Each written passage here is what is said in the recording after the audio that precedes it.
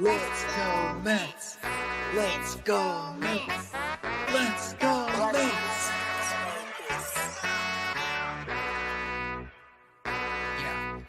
Yeah.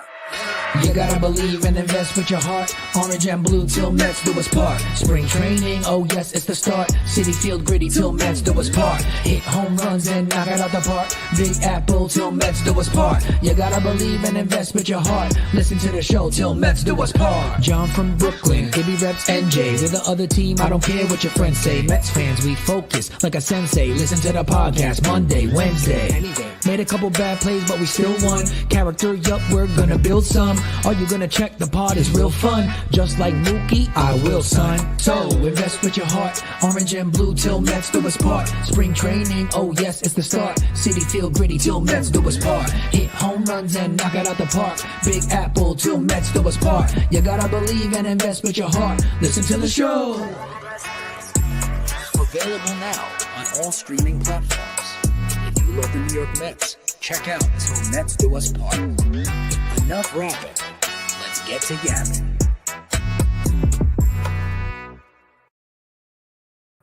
Yo, what's going on, everybody? Welcome into another episode of Til Mets Do Us Part, where we are live on YouTube, live on Twitter, like we are each and every single week. But this week, a little bit later in the week, a little bit later in the day. We're 1 day and 1.5 hour later than we normally are. John Saponaro out in Los Angeles, California. Matt Ibanez holding it down back in New Jersey. When I say holding it down, I really mean it this time because I had a lot of scheduling issues. Well, honestly, it kind of worked out because yesterday you weren't able to do it. We had to push it back till today. Today, my schedule went crazy, and Ibby was like, I can give you an extra half hour. It's no big deal. And we'll talk a lot about the Mets scheduling and MLB scheduling, but for the purposes of this show this week, it kind of works out because now we don't have a game to go up against in the next hour, and we can kind of do the full version of the show that we normally do. But that being said, Ibby, how you feeling, man? I'm feeling pretty good, John, all things considered, life stuff, work stuff, all this Mets stuff, what have you. Day later, we're not a dollar short. Nope. I'm excited to be here, as always, to talk Mets with you, to talk with our crew in the chat as it's going to keep on growing as the time rolls on. And look, there's a lot to talk about. I put it in the description, 5 games left. And, did you really think it was going to be easy? I have plenty of thoughts on this entire thing. It's unfortunate that it's come to this. And we as Mets fans, have to continuously think the way that many of us think that other fan bases think that we are paranoid or think that we're almost full of ourselves, to think that that people are always out to get us. But when stuff like this happens, it kind of makes you go, it feels like this is how I've been feeling. And this happens and you're like, they certainly don't care. No, I don't know if they're out to get us. That might be a little bit internalized, but they certainly don't care. That much I'm going to say. Based off of our entire history, it just feels like it always happens to us. But you're right. Maybe it is a little bit internalizing in that sense. But either way, I'm excited to be here. I'm pumped up. I see some people that are in the chat. Armand's here. Jeff is here. CP is in the chat for a moment. Good to see everybody. And of course, let's go Mets, and let's have a show. Let's have some fun. Yeah, let's start right there. Look, there's a lot of ways you can take this. We could talk about the Mets play on the field. We could talk about the Mets going to Atlanta, which is historically a house of horrors. I think we should save that for now, because what I want to focus on to open up the show is the absolute screw job that the MLB and the Atlanta Braves executed this week with a hurricane approaching. Now, look, I understand that teams have the right of first refusal, essentially, in a way, to decide what to do. And that is their right. The Braves need to make money the same way the Mets need to make money, the same way that you and I need to make money. Everybody's bottom line matters, okay? So I understand them not wanting to give up home games that are sold out or close to it at the end of the season against the division rival with the playoffs on the line. Of course, those are going to be big tickets. Those are going to be massive events, massive gates for them. But you have a hurricane approaching. This is hurricane season in the American Southeast. I thought This hurricane is season stuff. was over. Well, I mean, this is like the second wave of it, right? Like, you know what I mean? But stand back. There's a hurricane coming through. This is Hurricane Helm season, baby. No, this is the time of the year where the weather in that part of the country can be very unpredictable. And if you don't have a domed stadium, and I tweeted out something the other day, you know, obviously, you know what I do for a living. A lot of the folks know what I do for a living. I work at all these venues around the country. I thought you were a professional tweeter, but keep going. I thought you were going to make a Quint reference. Y'all know me. You know how I earn a living.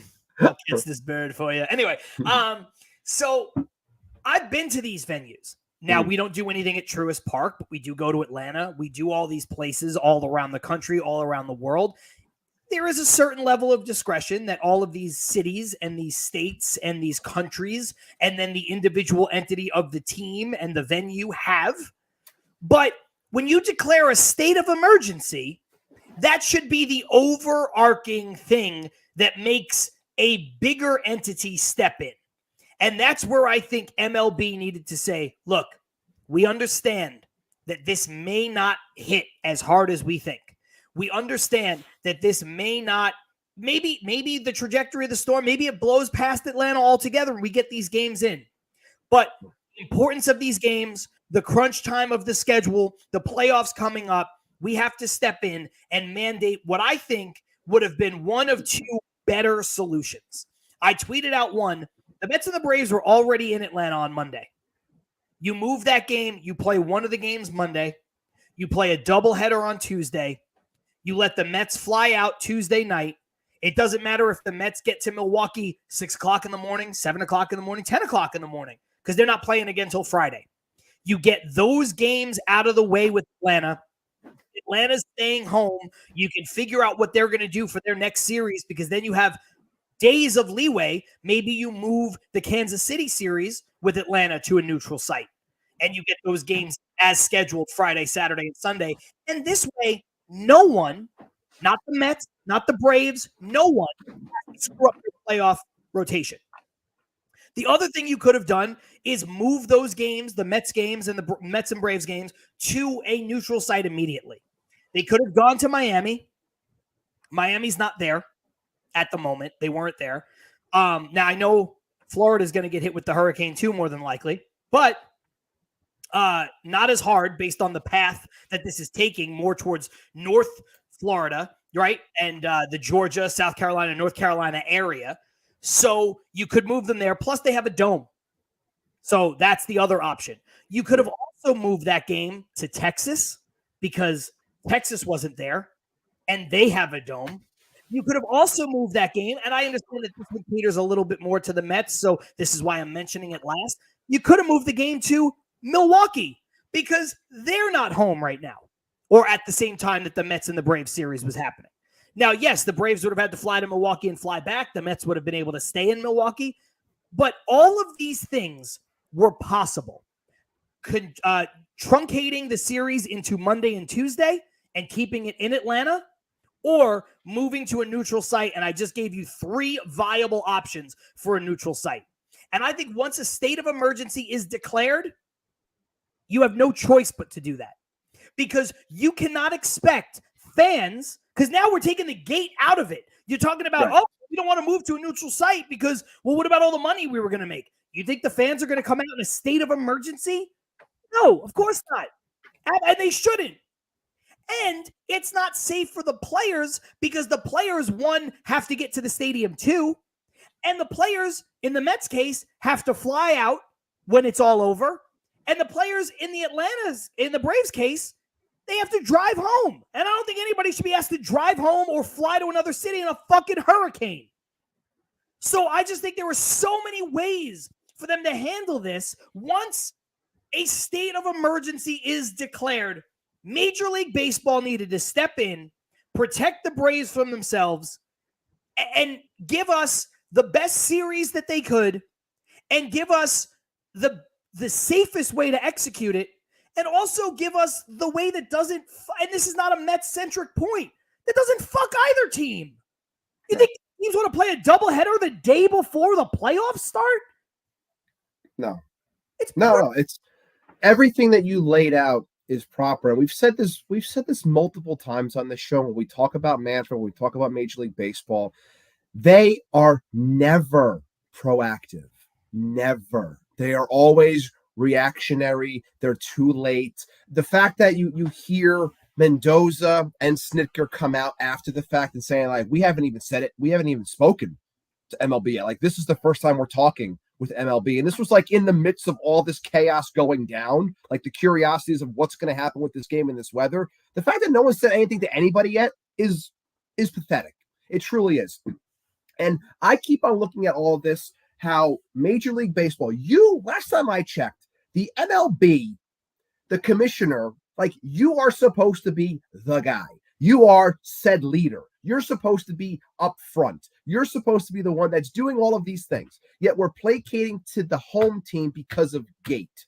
I don't understand, because when everything you just laid out is right in front of you, it's time to step in and say, look, the schedule doesn't work here. We have to move these games to get them in. This is the corner we backed ourselves into because of how the schedules go out. This is what we have to do. We have to move this game. We have to move it up. We have to change times. I don't care what you say, Atlanta. I don't care what you say, New York. This is what has to be done. This is Major League Baseball stepping in, because no matter what happens now, and this is a shout out to Jason Stark, who put this out. It's like, there is still a possibility with all of this chaos that the maximum chaos spot for the Mets, and this could happen to our team, which is bullshit because it shouldn't happen, that they play a game on Sunday against Milwaukee to then fly out afterwards to play a doubleheader in Atlanta. And then once they're done with that, they might have to fly to San Diego right after. So you're talking about or LA. 4 games. San Diego. So, they're either going to fly to San Diego, LA, or Phoenix, basically. So you're looking at 4 games in 3 different time zones in less than 56 hours, assuming no extra inning games. So it's insanity that you allowed it, that even though that is like the maximum chaos case if all things fall that way. Not saying it's going to definitely happen, but there's a possibility that could happen. But still, the fact that you let it get to this point is truly pathetic. It almost shows that you don't give a shit. And that's a problem in itself. We're talking about teams that are fighting to get into the playoffs, which everyone wants to be in, but you're acting as if it doesn't fucking matter. What are we doing here? Well, this is the same guy that called the World Series trophy a piece of tin. So obviously he doesn't give a fuck about who gets in. And again, look, do I think the Mets, based on what you just laid out, based on what Jason Stark, so astutely pointed out, the possible schedule arrangements, do I think it fucks the Mets the worst? I do. But I'm trying to take my Mets bias out of this. And I know that's all we're all concerned about. Hell, the show is called Til Mets Do Us Part. We're all Mets fans here. But I'm trying to take my Mets bias out of it and just talk about it from a place with regards to the stupidity of Major League Baseball. Yes. Because it's not fair to the Mets. I think the Mets have the most to lose. But I do think this fucks the Braves too. I think it fucks the Braves almost as much as it does, especially if we get to Monday and those games really matter. Right. Now, look, if we get to Monday and those games don't matter because Arizona shits the bed and, the Mets and the Braves are both going to be in and it's just for seeding, Ibby, I'm good. I will concede that the Braves, after their win the other day, have the tiebreaker 6-5, and I don't think the Mets and the Braves should play those games. Right. I think give the time. That's what we wanted, right? Major League Baseball set up the football, the NFL, NBA, NHL style tiebreakers that never existed in this sport before, which I was for them doing. I think that makes a lot of sense. Records matter. It should matter. Not everything should come down to this 1-game playoff. So if that's what you've set up, then I think in this instance, I'd be okay with the Mets and the Braves not playing these games. But agreed. We got a long way to go to get there. Yeah. And again, I hate to repeat myself, but for me, it comes down to 3 words: state of emergency. Once that was declared, and I understand, guys, look, we have all lived in, the Northeast at different points where oh my God, state of emergency, blizzard's going to happen. We get a 1/2 inch of snow. Oh my God, state of emergency, hurricane's going to hit New York and New Jersey. It rains for 10 minutes. I understand that sometimes that stuff does not pan out the way that we all think it might. But Ibby, that's why you do it. You do it because people have to prepare for the worst. You know what I mean? Like, you expect the best and you prepare for the worst because you don't want to get caught holding the bag here. Whether it's in your personal life, whether you got to take your kids to school. Like, I know it's probably got to be really frustrating when you get a snow day and then it doesn't snow and you got to figure out what to do, you know, with your kids that day or whatever. But like, isn't that better than sending them to school and it's snowmageddon? And now how are you going to pick them up and what's going to happen and just their safety? Like, so like, I know we all get frustrated. It's like the same way we get frustrated when we see traffic on the freeway and it's like, oh my God, there was a terrible accident. Like, yeah, that's what causes the traffic. Like, you'd rather not be in the situation. You'd rather not be frustrated, but you have to understand that there's wider implications for this. And that's how I look at this situation. Once the state of emergency was declared, MLB is well within their rights to come in and dictate to the Atlanta Braves the policy moving forward. If there is no state of emergency, even with the threat of weather, I am willing to say I still wish the MLB would step in, but I would be a little less frustrated. Because you're like, okay, look, you know, this storm might make landfall. It might not. It might hit really hard. It might not. It might go off the other way. It might not. You don't fuck with a state of emergency. Not for anyone. Not for the fans. Not for the players. Not for the staff. Not for the coaches. Not for the people who serve the fucking hot dogs. You do not fuck with that. And when it has larger, just for everyone's safety, but when it has larger playoff implications too, I just think it's stupid across the board. And I don't understand how they could just literally sit there and sit on their hands. It doesn't make any sense to me. For our chat, we have Rube jumps in. My friend Rube jumps in from time to time. He lives down in Atlanta for work. And, you know, we were talking on Sunday. So we were talking during the Sunday night game when they were facing the Phils.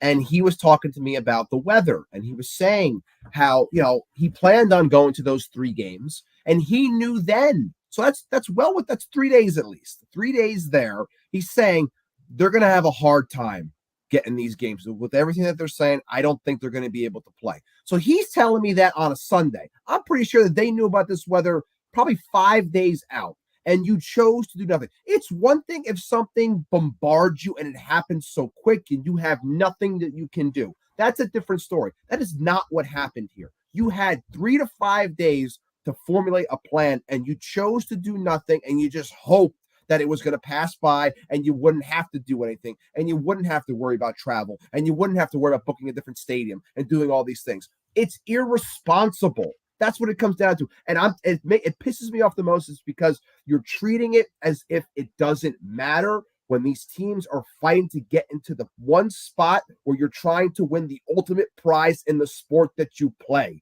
That's the problem that I have with all of this. It's fucking awful. And Rob Manfred's a joke. And I hate that we have to talk about it, but I put out a tweet, my first tweet when I was talking about all of this, and it was the same picture that I put on our thumbnail this week of a faded picture of Rob Manfred as a clown with the clown nose on. And my tweet simply said, you think that you are shocked by all of this, but you knew the second this happened that this was going to be a shit show and it was going to be chaos because they're never proactive. It's always reactionary and it never ends the way you think it's going to end. And that's where we are right now. What did we always say when the Mets were owned by the Wilpons? Hope is not a strategy. We hope David Wright will come back. We hope this guy will be healthy. We hope that guy will be healthy. We hope this guy bounces back.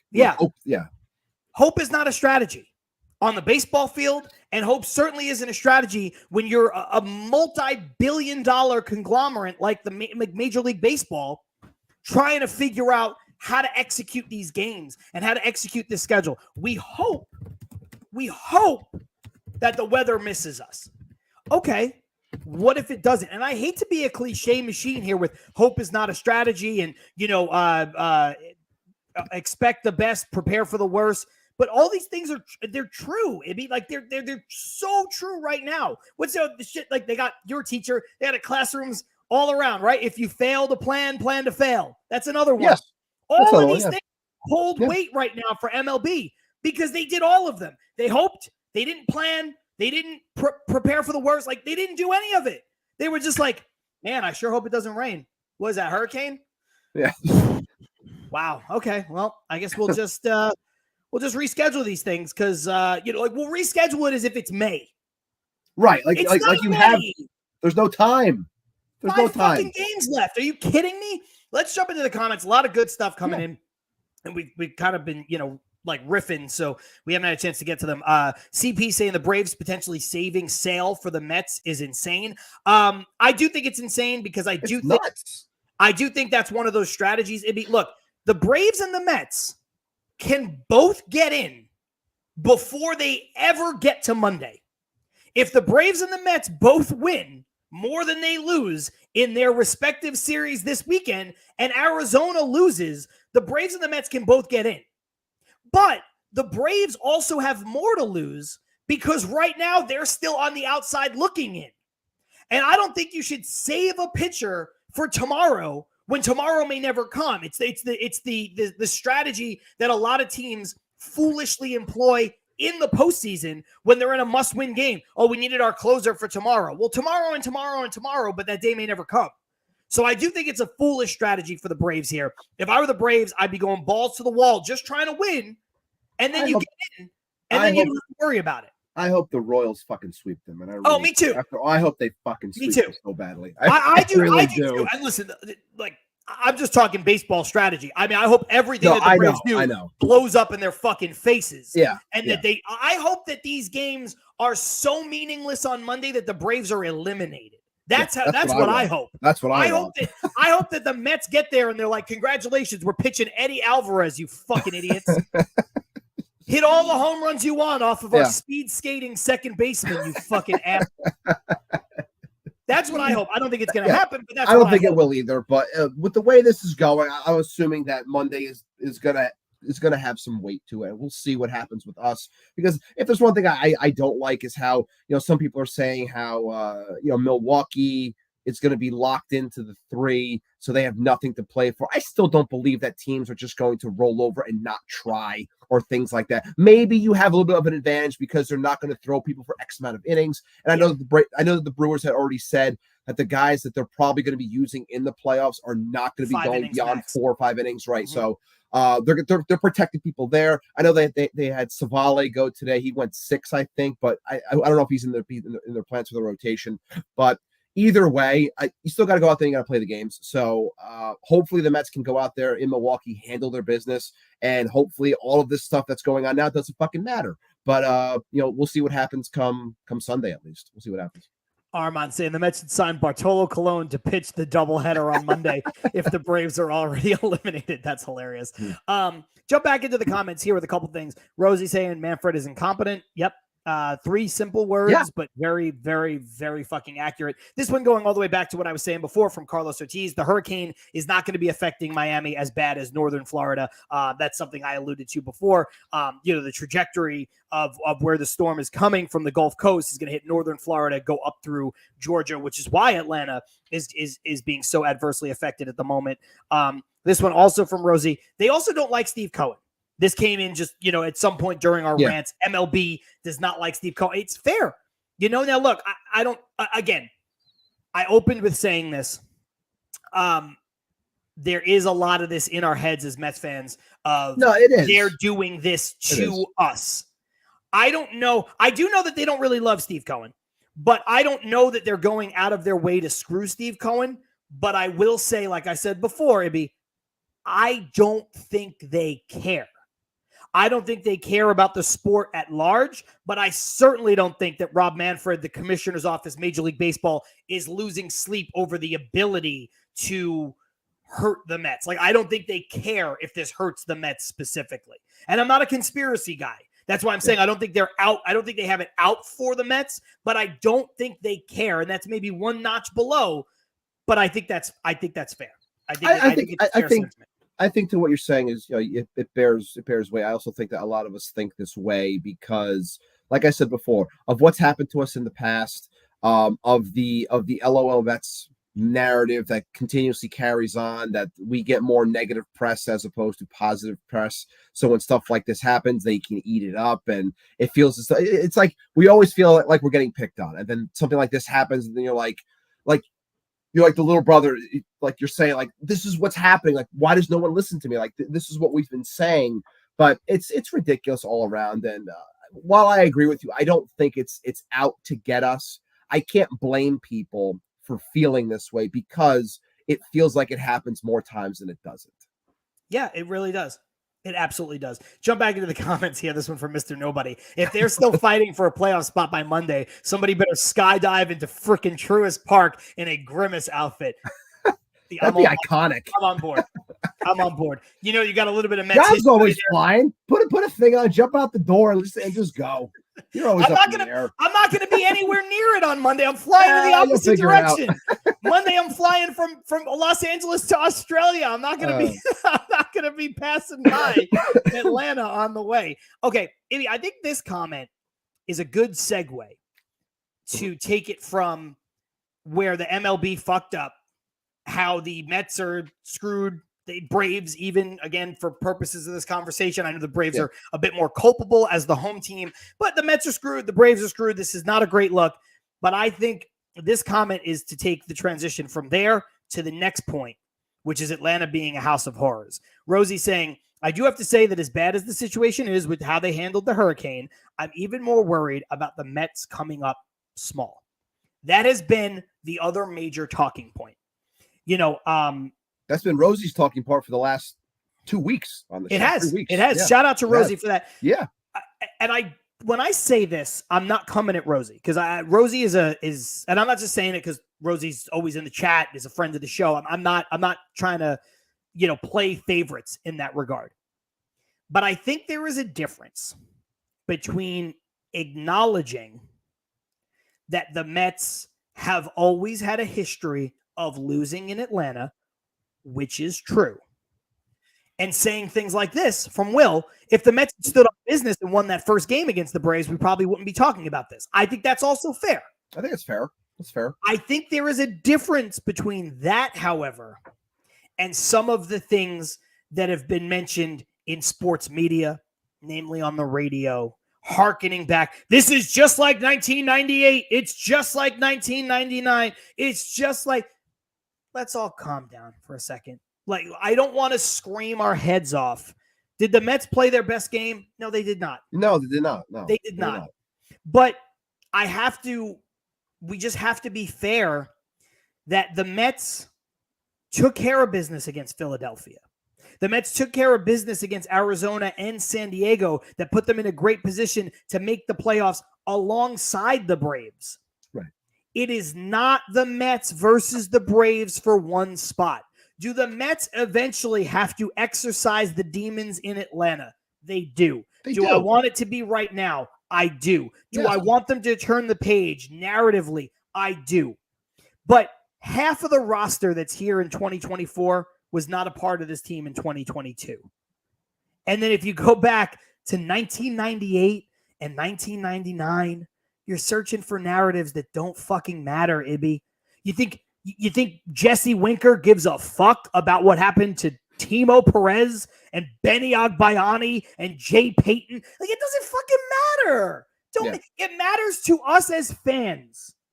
It does. I was there for 98. You were there for 98. Yeah. We were both there for 99. We're all fans who live through that. So whether it's Rosie, whether it's Will, whether it's people sharing that sentiment, I agree. As fans, we're going to feel it. The team does not give a shit about 1998. No. We as fans we put all of this together because we think that all of this it just everything carries over, and it doesn't. Like, you as a fan, you think of these things like, oh my God, Atlanta, this team can never win. It's like you think you're borderline cursed. And I've said multiple times since we started the show, I don't believe in curses. I don't believe in stuff like that because I just think that you have to have, better talent, spend your money, do the things, and eventually work your way into being a winning franchise and a winning team. So yes, I want my team to be able to exercise these said demons, mainly because the difference between 22 and 24, keeping it more recent, is 22, the Braves were an absolute powerhouse and they were completely healthy. I want this to happen because they're down. This is why I want you to beat them, is because they're not fully healthy and you should beat them. That's why I'm frustrated. Like the whole thing is like, that's where I, as a fan, go, they're down right now. They lost Austin Riley. They don't have Ronald Acuna. They don't have Spencer Strider. They don't have all these guys. Okay. You should beat this team. Okay. And yes, to the point that are being made in the chat, yes, game 1 was extremely important. I agree with that. But I also think that some Mets fans, as fired up as we were, and I was too, you looked at those matchups and you might have said, Sale's the tough matchup. We think we can win the other 2. I'm guessing there. I don't know if that's what majority of people thought. I'm guessing that's what people thought. They said the Sale game might be tough. It's a Cy Young candidate. We've gotten to Fried before. Maybe we can hit Schwellenbacher. And it's like, I don't know if you, like, I follow Schwellenbacher because of fantasy and stuff, and guy's been lights out. He's pitched well against the Mets. I thought that was going to be a tough game, and it ended up being a tough game. So yes, losing that one is tough because you might think, oh, we're going to lose the Sale game too, and then maybe on the back end you're up against the wall. Does that give Fried an advantage? Maybe we're going to get swept. Oh my God, all these things are running through Mets fans' head. We don't have to worry about it now, but game 1 was important. I am not saying that it wasn't. And to Will's point, yeah, maybe our tune's a little bit different if they win that game. But, I just think that how things are lining up now, it makes it that much more interesting. Like what CP saying before, they might be holding Sale. I don't get that. I don't understand that. If they do that, God bless them. If they trust their pitching that well, God bless them. But the only thing the Mets can do now is go out there, win the games that are in front of them. And as much as it sucks, wherever the chips fall, wherever the cards fall, be that as it may, you go out there and you do a job. That's it. So they have to win these games. Handle business in Milwaukee, win 3, and then go from there. That's it. That's it. Rosie saying, I refuse to listen to WFAN. We all do. Can't do it. We all do. We all absolutely do. This one from Douglas is interesting because I understand the sentiment here. There are always going to be comparisons to past teams until the Mets finally prove they can win in Atlanta. I agree, but I also disagree. The Mets are a punching bag for sports media in New York. They always have been. They always will. Now, did the Mets earn that? They have. But I look to my other favorite team, which is the Jets. You guys know that. The Jets have earned more punches being thrown at them than the Mets have, especially in recent memory. The Jets have been bad for a baker's dozen years, and they have been laughably bad while doing it. Worst quarterback play, where the rules are best, adjusted for quarterbacks to succeed, all that stuff. Maybe the other day, there was an article put out about the benching of the quarterback in Carolina, Young. And it was from Pro Football Talk. Yeah. And they said, the Carolina Panthers benching their young quarterback in Bryce Young, taking a page out of recent failures from the Jets playbook or something like that. And it was like, the Jets have Aaron Rodgers now. The Jets have inarguably, I know they haven't won anything, inarguably one of the best rosters in football without Aaron Rodgers. They just watched the Jets beat the Patriots, a thing that they could never do. On Thursday night in prime time, Aaron Rodgers plays like a 28-year-old. They walk all over them. When the narrative going into that game was, well, the Jets can't really stop the run, and look at New England and their ability to run the ball, and don't sleep on New England's defense. Well, the Jets bounced them out of the fucking building. Beat them 24-3 in embarrassing fashion. And yet 2 days later, or whatever it was, 3 days later, the headline that has nothing to do with what the Jets are doing is still about the Jets. And the reason why I bring that up is not because I'm an angry Jets fan, but it's because it's the antithesis of what we're seeing here from Douglas, where the comparisons are going to stop until they finally prove they can win in Atlanta. I know it's modest, Ibby, but the Jets have now beaten the New England Patriots twice in a row. Last game last season, first game this season, after having a historically bad run against them of whatever it was. It felt like they hadn't beat them since I was 11 years old. It was like 5 years in a row they hadn't beaten the Patriots. The reason why I think this is relevant is because the Patriots were still getting the benefit of the doubt, despite the fact that the dynasty is dead. I don't know what Gerard Mayo is going to be as a coach. I don't know what Drake May is going to be as a quarterback. But I can tell you with certainty, Ibby, that Gerard Mayo is not Bill Belichick and Drake May is not Tom Brady.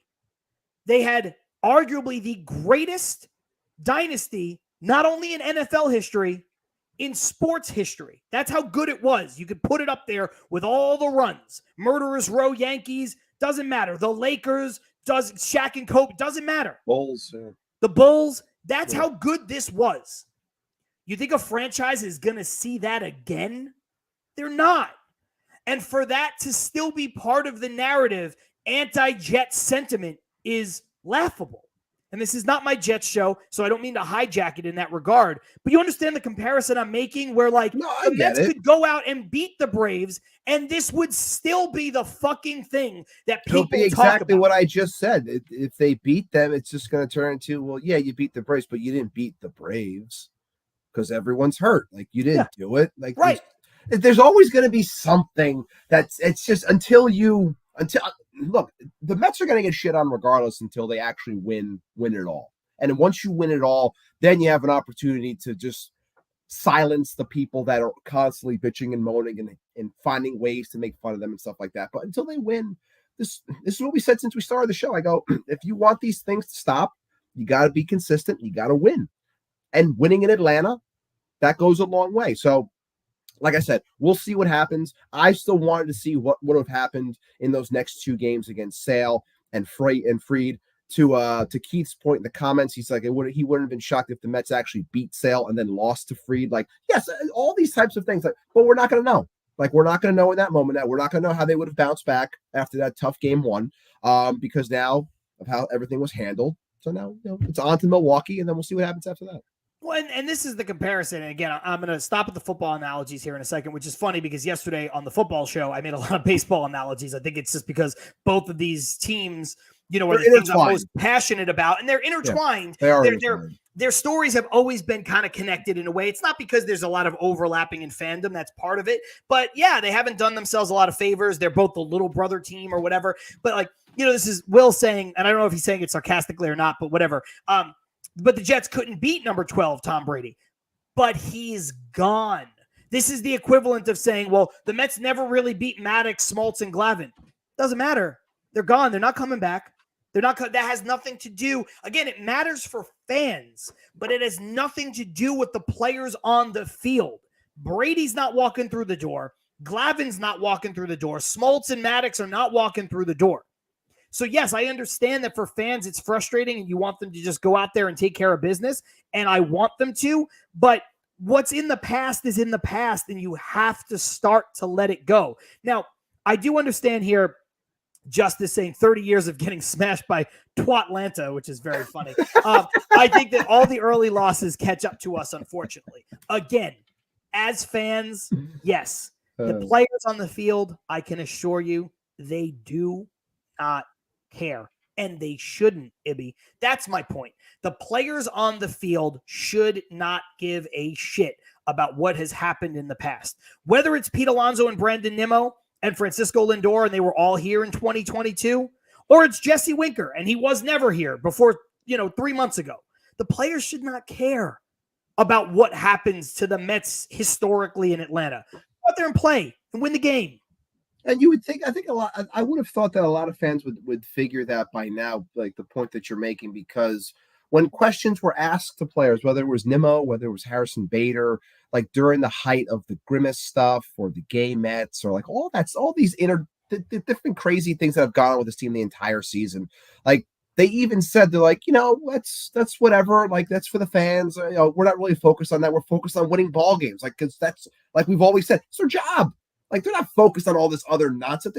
You got to go out there. You got to win ball games. So yes, we want our guys to go out there and beat Atlanta. And if it happens on Monday where everything does count, hopefully they go out there and they beat them. So it is a very simple sentiment from Keith, but I think it's spot on. It's what I've been trying to say. Every day is a new day. Play to win. Go out and play and win that game. Yeah. I don't care. I guess, look, maybe maybe I'm speaking from a place that doesn't resonate with a lot of Mets fans. Maybe I just feel differently in this regard. Like, Ibby, when I think back to my childhood, like, and some of the games, when I'm 12 years old in 1998, like, that's formative sports fan years. Yeah. Watching the Mets, not be able to get over the hump versus the Braves, which was an otherwise really good Mets team, and watching it happen again in 99, and then watching them finally break through in 2000, only to run into the buzzsaw that was the New York Yankees. Like, does that stay with me? Yeah. Like, if I think back to it, I am frustrated by it. That does bother me. I told you the story when I met John Smoltz in the airport, and I told him that he ruined my childhood. Yeah. Like, he did. You want an autograph still? No. Yeah, no, I don't. No, I don't. But that's the thing. Like, he ruined my childhood, but I'm not a child anymore. I'm about to be 38 years old. I don't care today about what happened in 2022. Like, did it bother me in 2022? Yeah, we did the show. I was in New Zealand. Yeah. And you were like, dude, get the fuck out of it. Go enjoy your trip. Yeah. That sucked. That's the playoff series versus the Padres sucked. Go enjoy your trip. We'll talk in, a couple weeks when the World Series is over. We'll get back to doing our show. Yeah. But it bothered me. It bothered me that I woke up at 7:00 in the morning to watch a baseball game, to watch the Mets lose. And, that bothered me. But it's not bothering me now. Do you understand what I'm saying? Like, I get it. I don't know. Maybe I'm in the minority there. Like, I'm more bothered by MLB and Atlanta's handling of the hurricane situation and how it affects the Mets' chances to go to the playoffs and maybe win a World Series this year than I am with the Mets not being able to beat the Braves in 2022. It's over. 2022 is done. I think my focus is, and I get where people are coming from in the chat, and it's everyone's different. And you hate Atlanta, you want to beat Atlanta, you want this team to show growth. That's what you want. You want them to show growth.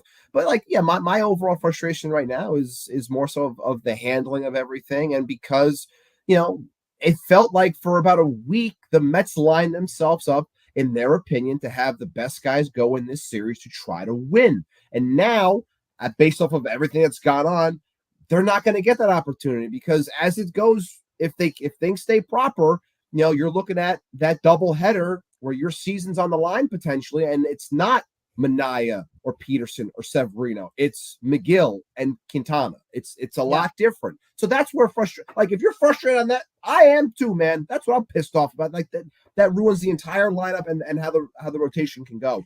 But yeah, everything else is like, I don't. I'm not worried. Here's another way to put my feelings into perspective. And Stephanie saying that she agrees with me. Keith saying we're closer to 2025 than we are to 2022. And I know what he means by that. But here's my perspective. I think there are some Mets fans.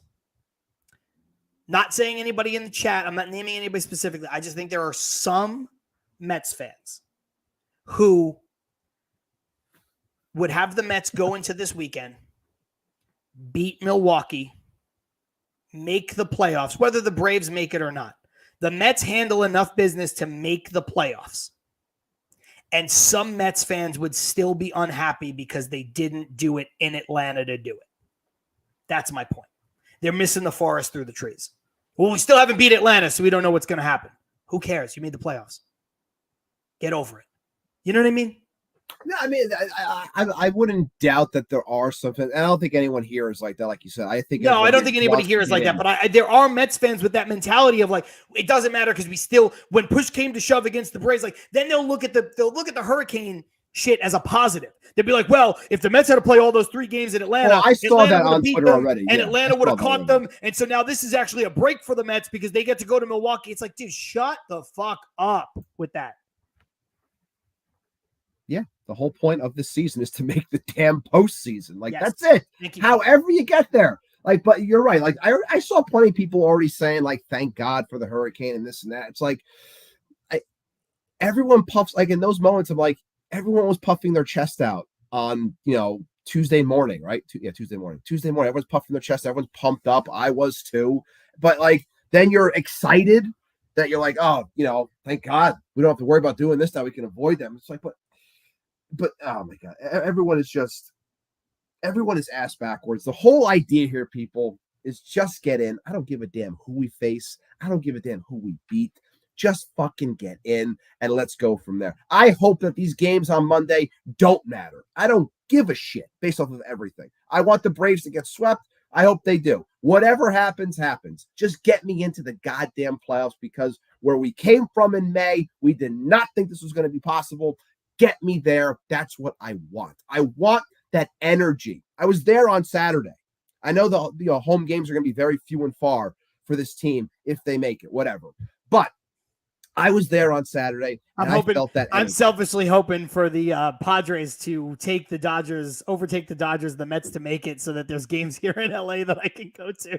So, like, I want that energy. I have been chasing, and I've said this since day one on the show, I have been chasing the high of 2015 for the longest time, because that is the most fun that I have ever had in baseball with my team. And that's including 06, because maybe I was high school or whatever, and even earlier, 98, 99, not really being able to truly take things in properly. I'm a little bit older in 2015, having as much fun as I did, going to the stadium the most times that I did in a given season. I think I went to like 10 games, multiple playoff games, went to the World Series, all those things. Like, I had so much fun, and I've been chasing that high ever since. And I think that this team can provide that high that 2022 did not provide, because you saw the turnout at City in 2022. Ant was there. He's not in the chat today, but Ant was at the game. I'm sure others went to the game too. There was no energy there. They were trending down. And even after this game, I still think the team is trending up. And I think that this team can provide that spark and that energy. And I think these fans now see that and they relate to this team more. Let's fucking get there. That's it. Just fucking get there. Just fucking get there. Stephanie agrees, 100%. Ibby, Armand agrees. Just saying, I agree, Ibby. And a lot of other folks, Carlos Ortiz, just want to get in. Keith saying, Brandon Tierney will complain if the Mets, fuck him. We don't say that name here, playoffs we don't without going through Atlanta. And Douglas, this part I do agree with. I just want the Mets to win, but I also really enjoy them crushing the Braves. Yes, I agree. Of course, I hate the fucking Braves. I want to see them do it that way. But to me, it doesn't actually matter whether or not they do it that way. It'd be 47 minutes into the show. I think now's a good time to take a quick break. If you're watching the show live for the first time, there's over 160 of you here in the chat right now. And you're like, I don't want to sit through a break. It is all good. The break is only 30 seconds. We use it as a quick reset for the show. We also use it to pay some bills. We have a couple ad spots that we need to put in for the audio version of this show, which, by the way, if you're joining us now for the first time and you're like, hey, this is great, but I can't really spend an hour and a half with you guys each and every single week, you don't necessarily have to. We appreciate all the folks who are here in the live chat whenever we do the live show. But if you can't be here with us live, you can always watch the replay when we're done. It lives on the same YouTube channel that a lot of you folks are watching from right now. It's called Til Mets Do Us Part. So like the video in the break and subscribe to the channel. Turn your notifications on so you never, ever, ever miss an opportunity to join the show live or watch the show after the fact. And if you can't do any of that, you know that we are available as an audio podcast no later than the next morning after we do the live show. But sometimes it's much faster than that. So wherever you prefer to listen to your podcast, you can find me and Ibby. The only thing is you don't get to see our smiling faces, but we're available on Apple, Spotify, Google, Amazon, all of those places and more. That said, hopping into the break, 30 seconds. We'll be right back with you. John Saponaro, Matt Ibanez, Til Mets Do Us Part, live on YouTube, live on Twitter, courtesy of the Brella Sports Network.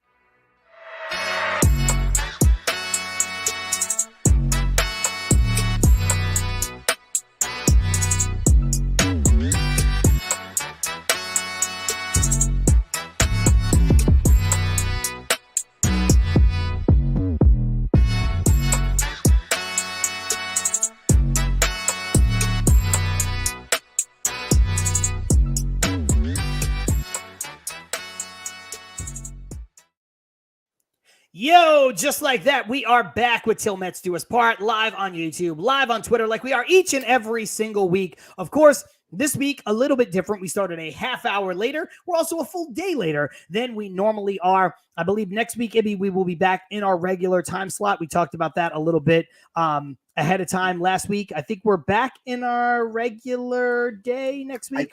I think next week. Well, I mean, we also said it depends on what happens. Correct. It depends on everything that happens.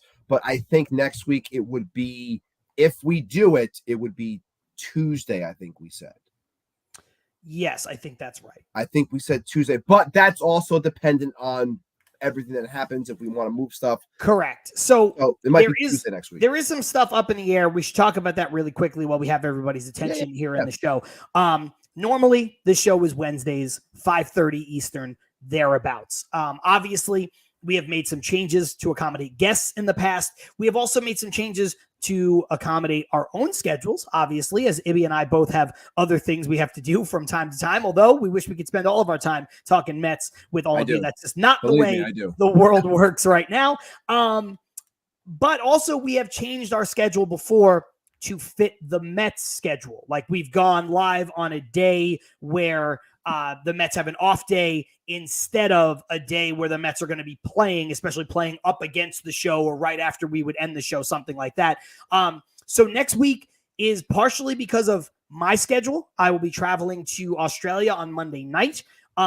Partially because of Ibby's schedule, busy right now as a coach for his school's baseball team, and partially because of what's going to be going on with the Mets. At that point, the season will be over, and the regular season will be over, and we will know what is happening with the Mets. So we'll either take the opportunity, hopefully, to preview the playoffs, but we also might take that opportunity, hopefully not, to eulogize the season. So we'll let you guys know, and that's why it's really important to follow us on Twitter, of course, to make sure that because we'll always let you know, hey, this is what we're doing, this is how we're going live. So you can follow us at Til Mets Do Us Part. But it's also super important to subscribe to the channel and turn the notifications on so that you know, hey, we got an alert, Til Mets Do Us Part going live later today or tomorrow or whatever the case may be. So make sure that you do that. Also, if you subscribe to the channel, you automatically are entered to win the Edwin Diaz autographed baseball. There he is. He is holding it. Ibby's got it in his hand. It is in his possession. It is in his personal collection until we reach 1,000 subscribers. We're inching there, but inching is the operative term. We're not giving it away early. We are not giving it away early. Game for War saying, why is Con looking like Magnum PI? I couldn't stop laughing when I came in. And Keith astutely pointing out that I would be wearing a Detroit Tigers cap if that were the case, which is the cap that he wore. But I think a lot of people think Magnum PI. They think Hawaii, and they just think this vibe because obviously that show taking place in Hawaii. But you're both kind of right. Every time I put this on, I do feel like I'm a little Magnum PI-esque. I will say that, despite the fact that it is not a Detroit cap. But if I were to go and maybe put on like a Hawaiian-style shirt, of which I have a couple, then maybe we could start talking about the Magnum PI vibes. But you know what? I'm going to take that as a compliment. Ibby, before we get back into the conversation, let's do a need the red Hawaiian shirt. Red is not exactly my color. I might have to opt for blue, but you know. I've seen that in that red monster truck shirt. Don't tell me that the Monster Jam shirt. I saw you when you were on Team Red for like a day when they changed your schedule. We're actually full red right now. Our uniforms are completely red nowadays. They used to be blue. Now they're red. I'm hoping that they change them to something else.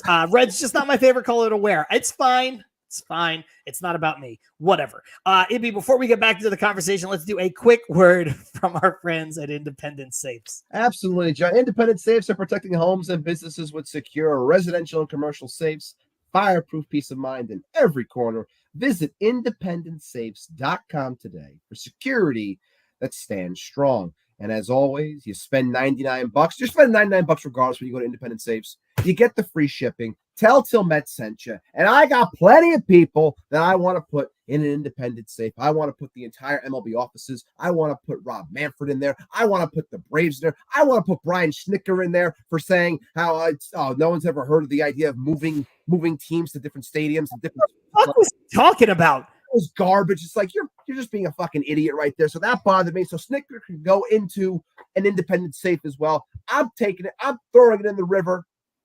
Throwing away the key. I'll spend the money on the safe. I don't give a damn. It's fine. Even though I don't have it to spend it, but I'll do it anyway. Independentsafes.com. Tell them Til Mets sent you. They'll take care of you. Thank you. Armand saying green shirts suit you, John, talking about our mutual love for the New York Jets. I appreciate that. Douglas Barnes saying you got to manscape that beard into a mustache first. And yeah, that would be, I almost did it. I don't know if you guys can tell, but my beard is a lot shorter than it was last week when we did the show. I usually keep a beard, but sometimes I got to let the face breathe a little bit. And I felt like I needed to buzz it down. And as I buzzed it down, I left the mustache pretty thick. And I was like, I might go for it. And then I saw myself in the mirror and I was like, I'm not going to do it. There's only a couple people I think that could really rock the mustache. Keith Hernandez, of course.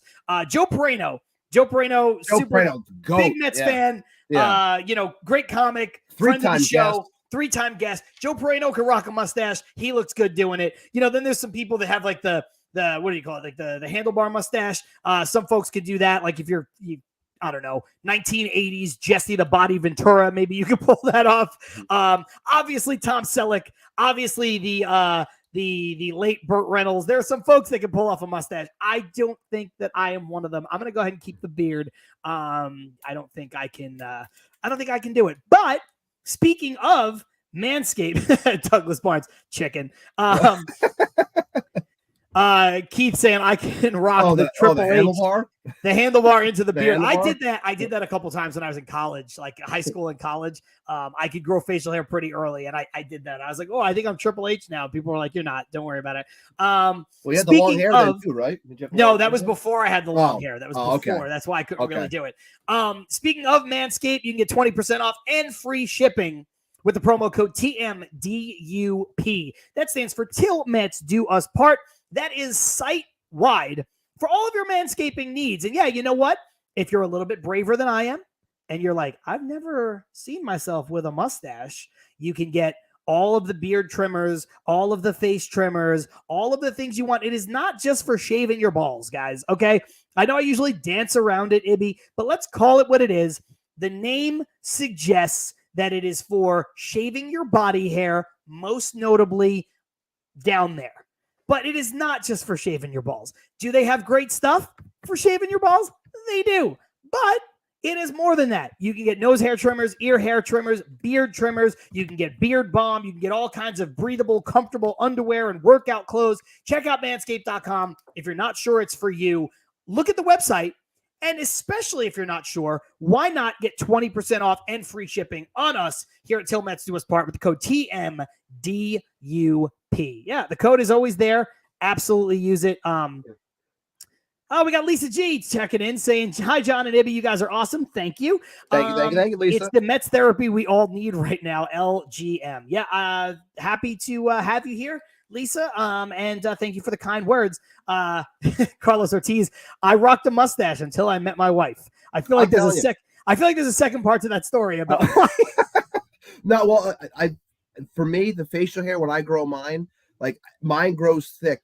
Not nowhere else. I would love to have a beard, can't do it, but mine grows thick here. I know if you gave me like 3 weeks, I can get like a mean mustache, but I can't do it because I, like Carlos, my wife sees that. She's like, no.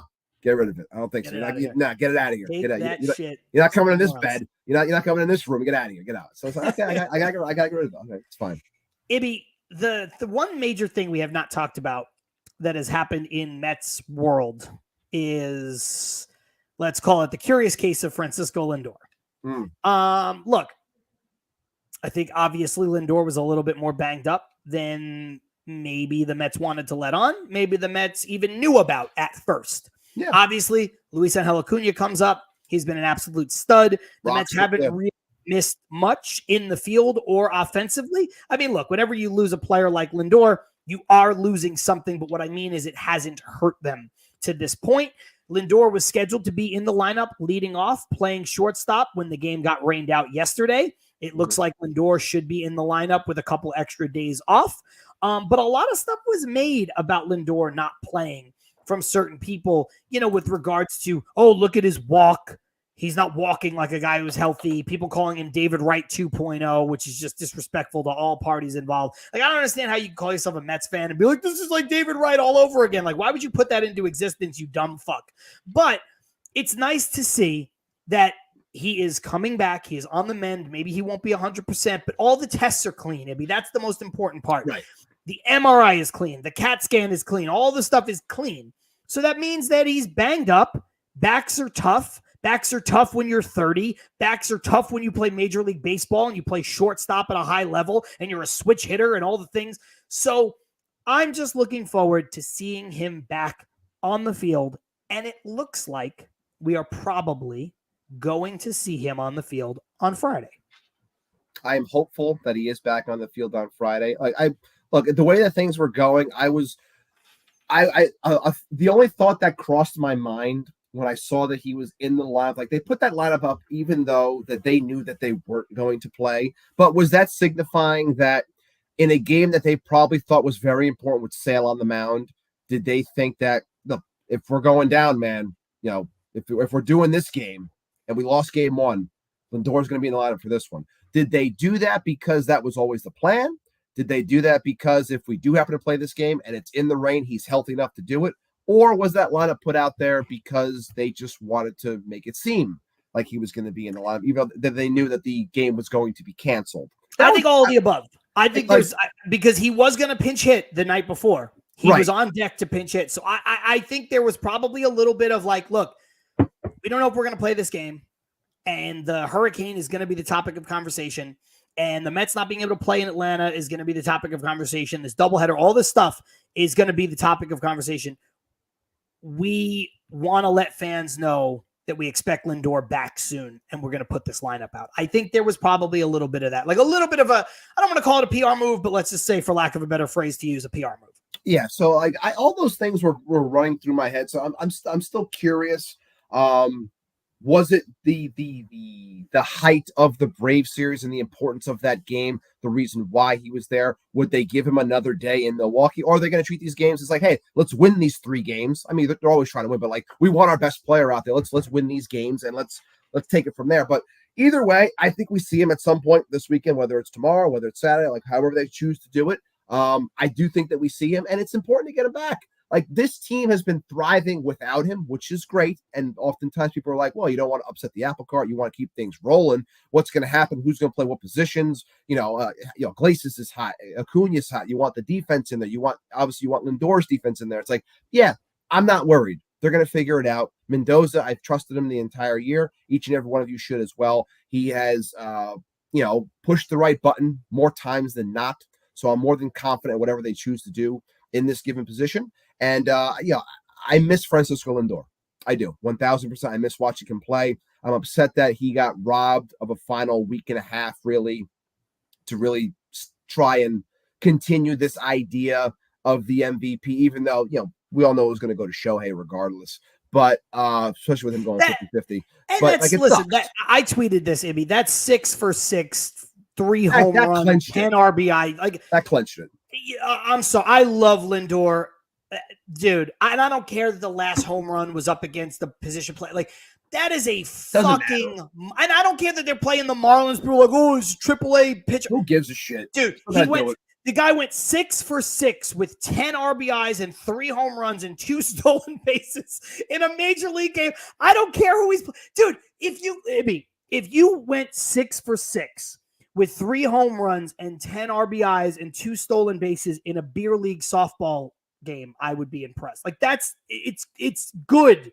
That's fucking good. Would you be impressed if I told you on Father's Day in 2018 I went in a doubleheader? I went 10 for 10. Would that impress you? That's good. That happened. This is a total sidebar. So you know Tom, my co-host Tom O'Boyle, one of my 2 co-hosts, of course, the goddamn Jets. So love Tom. Tom and I have played softball together since college, and obviously we don't anymore because he went. I moved to LA, then he moved to Florida. Now he moved back to Queens. I still live out here. One time when we were in college or right after college, we were playing in a fall ball league, softball double headers every Sunday. And this was the Sunday after Halloween. And so, I think we were still in college. So we all went out and got drunk, obviously. And then we had an 8:30 in the morning doubleheader the next day. Tom looked absolutely terrible. He looked like he was sleep deprived. He looked awful. I think he threw up before the game. Like, it was not great. Yeah. And then he went out in the doubleheader and went 10 for 10. That's what happens. So we called it affectionately. We have referred to it henceforth as the birth of Vamo Boyle. Because I like it. He threw up. He threw up. He has never. And Tom's always been a great hitter. He's been a terrific hitter for all the times I played softball with him. He's a golfer, so he's got that hand-eye coordination, puts the ball wherever he wants kind of thing. But man, oh man, never a better performance than, I don't know what year that was, sometime when we were in college or thereabouts. The legend of Vamo Boyle lives on forever and ever and ever. Anyway, nobody cares about that, but it's just a funny story. I like it. But Ibby, look, here's the broader point with Lindor. If he is back, right, we've got a couple comments about him coming back and what should happen. Like here, I got Carlos Ortiz. Acuna is great, but we need our captain playing. Agreed. Armand saying, got to keep Acuna's speed in the lineup. So here's a good question, because this is a good problem to have. From Armand. How do you feel with Lindor playing? Should the Mets play Acuna at second, Jose Iglesias at third, and Vientos at DH? You know my feeling about Vientos earning to be the third baseman. Yeah. But they are still going to swap him out for defense late in games. Keeping his bat in the lineup is super important. Iglesias has been great. So I think this is one of the arrangements you could see, especially with JD Martinez being 0 for 268,832. So I think this is one of the arrangements you could see.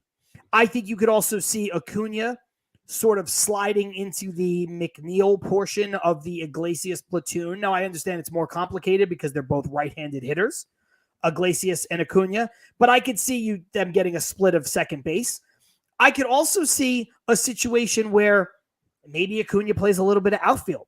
I think Acuna is going to play, period. Yes, now, I don't think he's going to play every day, but I think he's going to play a lot. And the reason why I don't think he's going to play every day is not because the Mets don't want to start young players and stuff. Look, dude, I keep waiting. We all keep waiting for Iglesias to play too much and get exposed, and it doesn't happen. So all these guys, Acuna has to play based on recent turn of events. Obviously, Lindor has to play. Obviously, Vientos has to play. And Iglesias has to play. I also think there's a situation where maybe the Mets could rest Lindor a little bit and DH Lindor and then let Acuna play shortstop. So I think all of those things are on the table for me, including, again, this comment from Armand. I think the flexibility is a good thing to have. I know a lot of people take the one that Armand said, which is the one that a lot of people run with, and they're worried about the idea of Vientos being a DH and not equating well to that spot because, it's not, look, everyone thinks it's just easy to be a DH, but, whether you play the game or not, like it's tough because you're not really involved. It's a different type of preparation. Like there's a lot of stuff that goes into it. So I can understand when people say that they're a little bit worried if Vientos isn't playing the field. But at the same time, like, I think at this point, if that's what they feel is proper and what's going to help this team the most, I say you do it. Like that's the situation where I look and say, that's what I want. The one that Armand laid out, that's what I want to happen. And I hope that it does. But to what you just said before also, I think that's very much on the table where Lindor probably plays shortstop. If he plays, let's say he plays tomorrow, I guarantee you he's probably playing shortstop tomorrow. And the idea is to move forward with him playing that spot. But if he plays out there and say he has a solid game, field some balls at short, maybe he gets a couple of hits, then he might say, you know what, I'm feeling good. But, let's take a little bit slow.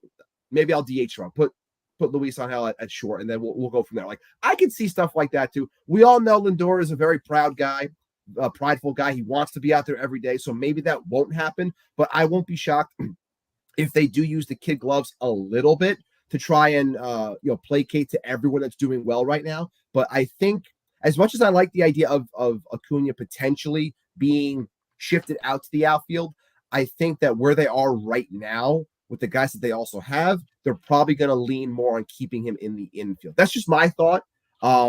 Just because he's proven to be so well at that spot, as opposed to putting him out there at the major league level to play center at this point, I think we might see him staying on the infield, and they're going to work off of that. That's my idea. I think so. I think that's more than likely what'll happen. Greg C saying, Ibby, I like the Lindor bobblehead in your shot. Very fitting. I agree. Went out and got it, holding it up. Got a rep for Lindor. Always got a rep for our Lindor. guy. Ibby, look, right now is not necessarily the time to talk about this because there's some future implications on this, but I do want to bring it up. With Acuna's ability to play center field at what the Mets say is a pretty high level, and his ability to play second base, do you think in the short term, maybe even, let's say 2025, do you think there's a chance that Luis Angel Acuna is the starting center fielder for the Mets? I thought, I want to give. I know we haven't really seen it. He hasn't done it at the major league level, and he might not this season at all, but he has done it in the minor leagues, both with the Mets and with the Rangers. And I'm just looking at the landscape of the team. I tweeted out, and I've been very, steadfast in this. I think the Mets would do well to get out of one or both of McNeil and Starling Marte's contracts as they look to move forward, not for money, but just so that they can open up positions and spots. And look, if they do that, that's great. If they don't, things get a little bit more complicated. But the Mets don't really, even if they keep Marte and McNeil, they don't really have a center fielder on the team for 2025. Now, I understand maybe Jet Williams, he's not here yet, so he's not in the equation. I understand maybe Drew Gilbert, he's not here yet, so he's not in the equation. I think Nimmo is better suited to play left field. I don't know if Harrison Bader would or should be back. Obviously, if Marte's still on the team, he's not playing center field. If the Mets sign Juan Soto, he's not playing center field. So to me, it just looks like an instance where you might be able to just plug Luis Angel Acuna in there. And the reason why I bring this up now is because his offense, his play on the field has dictated that he's going to need to be firmly in the 2025 plans sooner rather than later because he's burst on the scene. I think that in terms of the other guys that we have here, like when it comes to like the idea of moving people, because I know that they've played Jet at short, second, and center. I know that Acuna has played short, second, and center. I'm looking at body types. I'm looking at things like that. And I would say that, yes, Acuna fits in the outfield if that's what they want, even though he's proven so far he's fantastic in the infield as well. And if they believe that Jet can provide something for this team moving forward, and if he is here and not dealt away in something else, if that's the plan, I think he profiles better as a second baseman. That's my opinion. We'll see what happens. But I also, I want to say it was Ken Rosenthal. I hate when I don't have the proper name in front of me, but they were equating Acuna and his overall profile as a player to that of being able to transition, not comparing them as players, because that's not fair based off the season that he's having, comparing him to Jackson Merrill, where Jackson Merrill was coming up a shortstop. That was going to be his position. And then he shifts to the outfield, finds success, and you're seeing that he's having a rookie of the year type of season for San Diego. And it's really one of the big parts as to why this of the overall success that team is having. They were saying that Acuna is that type of player that can do that, where he makes that switch, does it well enough, and still provides for you upwards of strong offensive output, even for an outfield position. That's what they were getting at. And I could see something like that. So, yes, I think he is putting himself into the talks for the overall plans. And, yes, that might end up allowing the Mets to then try their best to, in the end, they're going to have to eat money, but eat money to move players to go elsewhere, to open up spots to let these guys play. I have a question because this one gets brought up all the time. Well, I'll take it in two parts. Douglas saying Mauricio back in 2025 as well. You know how I feel about Mauricio. Love Mauricio's potential as a player. About 100 at-bats at the major leagues, though. So, not somebody coming off of a major knee surgery and then a cleanup knee surgery in a year where he hasn't played baseball and he's got 100 at-bats at the major leagues. He did a lot of really good things, and I love his potential. I said that he was, to me, the second most impressive prospect of the bunch behind Alvarez. Obviously, in this year, Vientos goes and passes him for what all Vientos has done. But, I don't think this is a bad idea. That's why I prefaced it with all I said and the love that I have for Mauricio. I don't think this is a bad idea, but this is the one that keeps getting pushed out there from Keith. 2025, third base Mauricio, shortstop Lindor, second base Acuna, first base Vientos, Alvarez at catcher. I am not going to be upset if I see this. But what's funny to me is that this keeps getting put out there as if Mauricio does not have issues defensively, especially at third base historically, and it ignores the massive leap that Vientos has made at third base. Now, I understand if you let Pete walk, you move Vientos because that's his other position. But I'm not sure that this is fair to what Vientos has become defensively and taking into consideration what he's done offensively as a third baseman when Mauricio is coming off of 2 knee surgeries, has 100 major league at-bats, and does not profile to be a great defender at third base. I say all that saying that if Mauricio was healthy this past spring training, that he would have won the third base job. I thought he had a leg up. So what is your thoughts on this arrangement of players on the infield in 2025 with everything that I just put forth? I mean, the one thing I have a major problem with when it comes to that is everyone just assuming, like you prefaced already, like everyone assuming that Ronnie is just going to plug in and be this guy that's going to play every day and do look, I know, and I don't have the numbers in front of me at the moment, but I know that Ronnie flashed when he was here, but we also can't ignore the fact that it wasn't like he wasn't flashing every single day. He had his ups and downs. He was striking out. Like, it's not as if he was perfect. And that's not me putting the guy down. It's just me being honest as a fan. Like, I still like what he offers. I still like the ceiling of the player. Does the floor worry me a bit? Yes, because I haven't seen enough yet. Like, that's the big problem here. So you can't assume, like John has yelled about and said multiple times over when it came to Pete and Vientos. Now Vientos is showing out more, so it kind of makes it a little bit more palatable, but there's still an argument there as well when it comes to assuming, especially when someone's done it year over year versus one person doing it one time so far. So all of those things considered, I love the idea of a majority homegrown infield coupled with Lindor. I think that's a great idea. Is that what is best for the team? It's up to David Stearns. Like, that's really what's going to come down to it. And if he thinks that, I think that I'm fine with it. But based off of what he has done to this point for this team, I don't think he would bank on an assumption like that. I think he would allow a player to work in, and if he works in and it's great, then he'll put him in. He'll find his way into the lineup, and we'll see that iteration that we just saw there. But I would not think that that is something that's going to happen right away, especially when you just saw what happened this year when it came to Beatty and Vientos and how things were handled and utilization of the minors and then pushing people when times were proper. I think Ronnie's going to need some time. That's the biggest thing. Everything else I could see potentially happening if Pete leaves, if you want to plug Acuna at second and get rid of Jeff and figure that whole thing out. I can see all of those things. But the assumption on Ronnie, that's the one that I cannot get behind. At least not yet. I can't do it. The odds of Vientos, Alvarez, Acuna, and Mauricio all being one major league caliber players, 2 major league caliber players on the Mets is very low. Yes, it's asking for a lot. It's asking for a lot. I'm not putting any of these guys down, but Alvarez has already shown you. I know he's had a bit of a down year and a weird year. Alvarez has already shown you what he is capable of. Vientos has shown you what he's capable of. Short sample size, but Acuna is showing you that maybe he is better than anybody ever thought. Because like I said last week, and like I said on Twitter, some guys just got it, man. Some guys, when the lights are the brightest, they shrink. And some guys, when the lights are the brightest, they shine. And his dad was a baseball player. I know he never made it past AA, but his dad was a baseball player. His brother is one of the best 10 players in the league or thereabouts.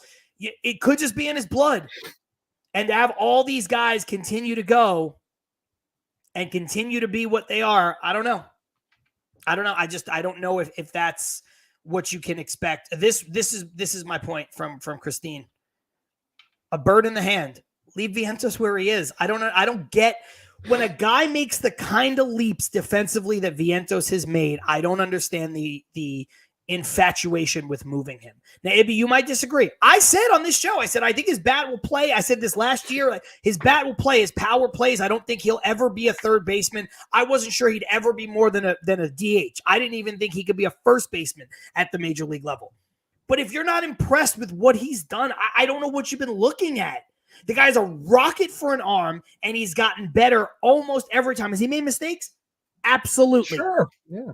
But will he ever win a Gold Glove? I don't know. But Ibby, I mean, this guy's making diving plays. Did we ever think that Vientos was a diving play third baseman? Like, no. What's the infatuation with moving this guy off the spot? I don't get it. I love giving credit, but I can't remember. Maybe it was Tone. Shout out to Tone, who is secretly back on Twitter, by the way. If you're curious, I'll let you know where he is. But he is back on Twitter. Maybe it was him who said this. I can't remember. But the comp of Vientos to that of, like, could he be Wilmer Flores in the field? Would you be okay with that at third base if he continues to profile like this as a hitter overall? It's like, yeah, I think you can get behind it. Like, I still have my questions about him. He's already better than Wilmer Flores at third base. In the field? Yes. Okay. But maybe that's what he's going to be. Maybe this is exactly who he will be moving forward. Can people get behind it? I think it's going to also depend on what options they might choose that they might think is better for the overall team. If they move him, I'll trust the process. It's fine. If you're going to tell me you're going to bring in someone, again, we've talked about the market too. Like, no one's there that's this certified stud when it comes to being a defender. But whether it's in-house, whether it's a smaller move, and then whatever happens with Pete happens. But if they want to leave, I'm not going to fault them. Like, he's won the job right now. He has won the job. So you're right. You don't have to. There's not a gun to it. You don't have to move the guy. You don't have to do anything. Yeah, and look, I do understand this argument from Keith and from a lot of folks. I would only move Vientos if Alonso is gone. It feels like a natural movement of just put him at first. And I do disagree. This is not me taking shots at Mr. Nobody. A lot of people feel this way. Vientos was pretty bad in the field before he went down. He's had a good season, but first sees too much action. I think if Vientos can play third base the way that he's played, I think he could be a plus first baseman. That's my hot take. First base is easier than playing third. And some of the stuff he's shown at third, I think he could be better at first. But I also think you're wasting his arm. The guy's a rocket arm. And, you don't get to, like, I know we wish Lucas Duda had a rocket arm in the 2015 World Series, but you don't get to see it that often. You know what I mean? Like, you don't get to see it as often. You don't get to the benefit of using it as often, unleashing it as often. If he's playing first base. Look, that's more of an offseason question, but it keeps coming up. It keeps coming up. Game for war with another point here. Like, I'm a Vientos defender, but I think he should be the DH. I don't know why people think DH is a position for half broken vets. I'm not saying it is, but you know what? I don't think you need to put like 24-year-old players at DH either every day. Why make a guy a DH? I'm not saying that this is what would happen, Ibby, but you look at Giancarlo Stanton is the strangest thing I've ever seen. I know he had his injury issues with Miami. He goes to the Yankees. They're like, you're a full-time DH. And it was like he turned 40 years old. As soon as they said you're a full-time DH, it was like the guy was 40 and he was 30. Like I was just saying before, it's a different preparation. Yeah, it's a fall off in terms of overall preparation. It's a different type of game. Like, I hate the breakdown of like in-game stuff. Like when they were doing the I think it was Sunday night when they were talking with Kyle Schwarber as the guy's like trying to hit, but like it kind of gave you the idea of the overall aspect of a DH in-game, what they do, what they study, constantly going into the cage, trying to stay warm, trying to keep your body right, trying to keep yourself stretched out, all those things. Like, that's a different approach as opposed to just running out and playing the field and being active in that way and staying within, in touch with the game. It's a different process. Maybe a 24-year-old isn't properly suited for that. Maybe they're not. And you look at some of these other guys that are DHs that, before they became DHs, they were guys that were more, active in the field. Kyle Schwarber, though a butcher while in the field, he was in the field for a long time, and now he's thriving as a DH because it's better suited for him. But he's also a little bit older too. I would like to see what Armand says. Teams use the DH to give players the day off from the field every day, and more than an everyday DH now. Like that's what I want to do with the DH position if I'm the Mets. I think if the Mets bring back Alonso, you have sometimes Lindor DHs, sometimes Pete DHs, sometimes Vientos DHs. I think you move it around. If Marte's still on the team, sometimes he DHs. I don't like the idea of an everyday DH unless you're going to have that absolute stud, with like prototypical guy like, David Ortiz or something like that. Ibby, look, let's get out of here soon because we are getting close to that hour and a half mark, that magic number. First, we should shout this out. Keith, big QBC news. Jose Reyes added to the lineup. Jose Reyes, Turk Wendell, and Greg Jeffries, ...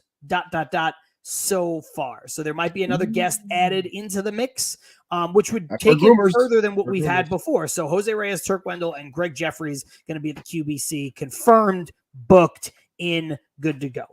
Ibby, we've got these 3 games coming up starting tomorrow, maybe the doubleheader. What is your gut instinct? Where do the Mets get in terms of wins? Do the Mets get into the playoffs? How do we feel? How do we feel about it? I'm not sure how I want to go about the overall breakdown of like which games they're going to win, how many they're going to win, because I don't have everything in front of me at the moment. But no matter what, I fully believe that this team is going to be playing October baseball. I fully believe that by hook or by crook, this team is going to be playing in October. I believe that when we record this show on Tuesday, we're going to be talking about a playoff series, a wild card series matchup.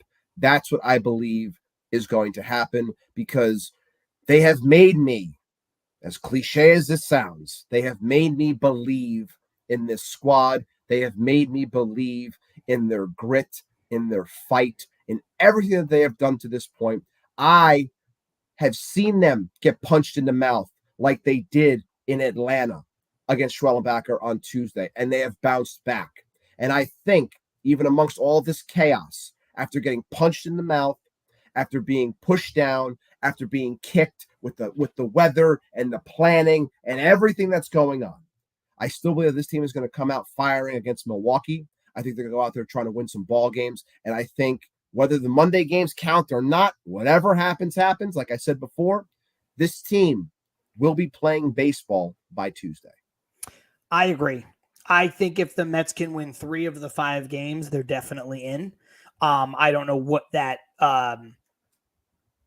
look, if the Mets win, if the doubleheader is consequential and the Mets win both, which I know is very difficult to do, the Mets will get in because the Mets will have beaten the Braves enough to get in. If the Mets win 2 out of 3 in Milwaukee and split the doubleheader, if the doubleheader is consequential, I still think the Mets get in. I agree. I think it's because the Mets did take care of business against the Padres, who are now uncatchable, and the Arizona Diamondbacks. The Diamondbacks have to play the Padres. If the Padres beat them, they don't really have a chance for the Mets not to pass them. The Mets have the tiebreaker. The Mets are right there. It is not the Mets and the Braves competing for this one singular spot. So I think the Mets have put themselves in a spot where they will be playing postseason baseball. I do. I agree with you wholeheartedly. You got to shut out the noise. You got to go out there and you got to win. What do they have? 87 wins right now? Is that where they're sitting? Yes. I think so. Yes. I think 87 wins. So 3 wins will get them to 90. I think 90 gets them into the playoffs. So I think we're talking about, Charlie checking in. Thank you, Charlie, 87. saying 87. So 90 wins will get you a playoff berth. However that 90 happens. I hope that the Braves don't make it in because fuck them. Exactly. But, I don't care about the Braves. I care about the Mets just getting in, going back to the story, going back to the conversation we were having in the first half of the show. That said, anything we didn't get to, any final thoughts before we get out of here? And hopefully the next time we record this show, we are talking about playoff Mets baseball. I'm confident that we will be. And I have nothing else that I wanted to add outside of, it was, I know what I'll add. I'll end you guys with something funny that I did. I whipped it up very quickly, mainly because shout out to Brandon Nimmo for not calling out, but just saying how the support of the Mets fans have added to the electricity of the season and what Citi Field was. I was there on Saturday on the 21st for my birthday for the City Connect jerseys. I sat with our main man, Aunt Rivera. I had Aunt Rivera on one side and my wife on the other side. It was a fantastic game. We had a lot of fun, but something did happen. Something did happen at that game. Me and Aunt are going to be starting something together, and we're going to be starting some music.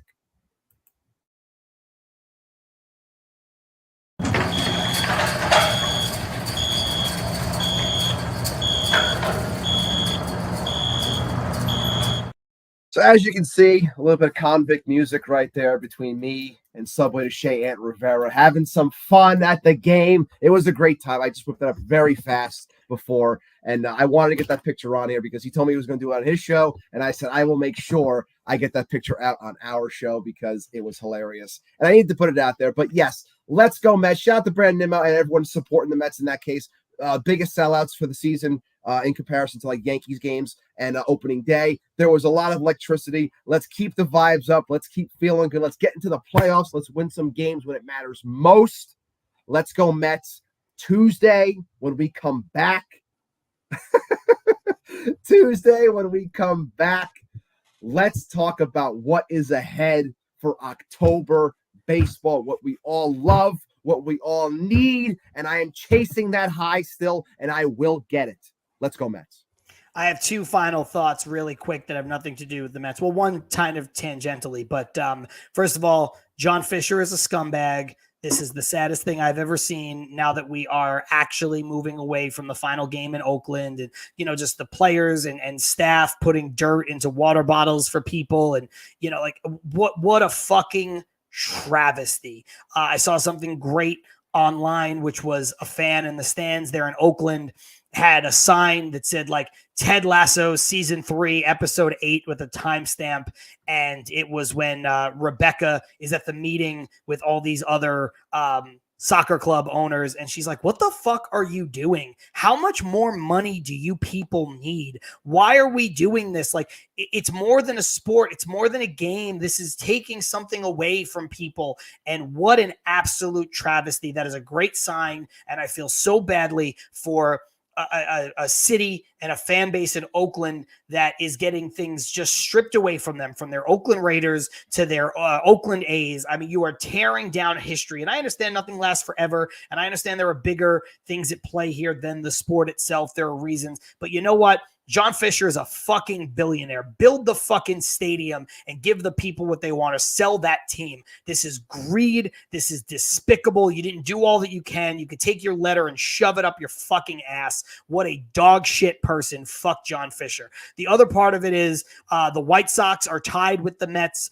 for that dubious record of the worst record ever. Looks like they will probably pass it because they are playing the Detroit Tigers, who need those games, who want to win those games. I would like to see that record be broken. You know that. I want another team to have that dubious distinction. But shout out to the White Sox and Grady Sizemore for changing around his rotation, pitching Garrett Crochet against the Tigers, trying to be competitive, trying to win those games because he owes it to the league. The White Sox owe it to the league to try to be as competitive as possible versus a team that's trying to get in. So it's an example there of baseball being done the wrong way by the A's and baseball being done the right way, despite the fact that the White Sox have had a brutal, brutal season. Fuck John Fisher. That's all I gotta say. And I'll just end it to John's point. A tweet where Jeff Passan chose violence today, where he said the Oakland A's were killed by greed.